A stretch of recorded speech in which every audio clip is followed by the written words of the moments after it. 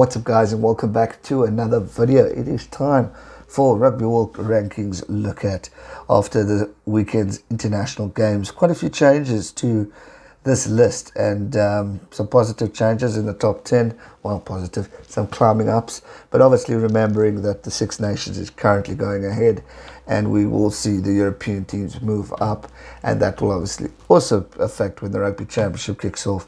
We'll see the South move up and it will change from here and there. South Africa still remain at number 1, New Zealand number 2, England stick to number 3, but obviously the important win against Ireland will definitely give them a boost. So well done to England on that one. Ireland stick at 4. We see France move up ahead of Wales, so they're in the top 5. Wales drop down to 6, which they won't be happy about, but credit to France. They're really showing improvement and development of how far they've come as a team, opposed to the shocking performances that they've produced in the past. So although I'm sad for Wales to see them drop, I'm happy for France to see them continue the rise and this positive change, which is definitely good for them. Australia are sitting 7th still. Since we last talked, Scotland have moved up, however, after their win against Italy 17-0. They've moved Japan back down to 9, or down to 9.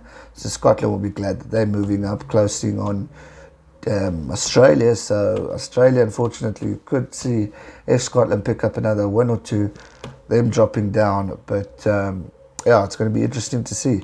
And then Argentina at 10.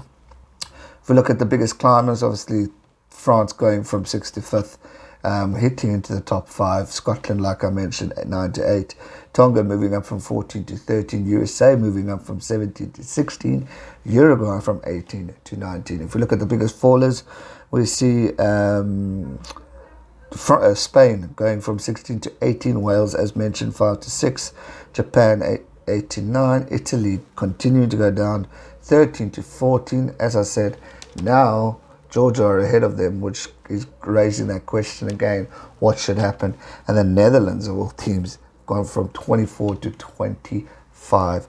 Interesting results coming out of this World Rugby Rankings. Obviously, it will change next, or it will keep this way for this week. Obviously, there's certain other games that are still to come. But when we hit the big one of the final 2 weeks of Six Nations, we will see the changes come about. But credit to the teams that have improved, and to the ones who have dropped, keep working. I'm sure you will bounce back. But interesting to see the stats. South Africa at 94.19, New Zealand 92.11, England 88.25, Ireland 84.91, France creeping up 83.86. If they win Six Nations and can Grand Slam it, we probably will see them maybe push up close onto England. Wales on 82.79, Australia 81.90, Scotland 79.55, Japan 79.28, and Argentina 78.31. Interesting results. It's going to be interesting to see how it ends up after the Six Nations tournament. Can France get close to that third place possession and maybe take on England, or as we watch the year progress, could they get there? Credit to them. They've bounced back, and definitely a phenomenal improvement. That's going to do it for the the Rugby World Cup rankings video. Let me know your thoughts. I know a lot of people don't care about the rankings, but I always find it interesting to watch it chopping and changing each week. And it's good as a South African to see the Springboks at the top.